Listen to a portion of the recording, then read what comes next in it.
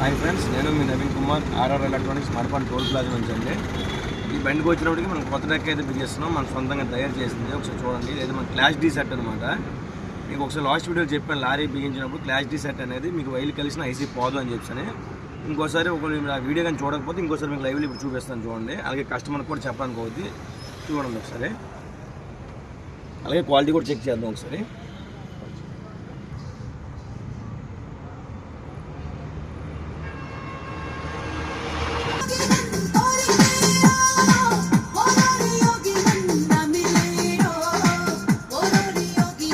చూడండి ఫ్రెండ్స్, ఒకసారి లైవ్లో మీకు ఇప్పుడు సాంగ్ ప్లే చేసి మీకు వైల్ కలిపి చూపిస్తాను.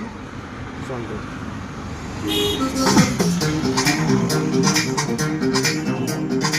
ఇదిగోండి, 2 వైల్ కలుపుతాను చూడండి. 2 వైల్ స్పీకర్ కలిపాను కదా, అదైనా ఐస్ మనకు పోదన్నమాట. సాంగ్ అక్కడికల్లా పాస్ అయిపోయి ఉండిపోద్ది. మనం ఎప్పుడైతే మళ్ళీ జాయింట్ రిమూవ్ చేస్తాం, సాంగ్ అక్కడి నుంచి రన్ అవుతుంది అన్నమాట.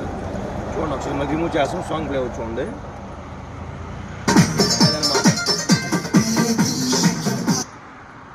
జాయింట్ కానీ చేస్తే 2 స్పీకర్ వాళ్ళు కలిస్తే మనం నార్మల్ డెక్ అయితే అయిపోద్ది. ఇలా కలిస్తే సాంగ్ అది ప్లే అలా అయిపోద్ది అనమాట. అది రిమూవ్ చేస్తే మళ్ళీ సాంగ్ రన్ అవుతుంది.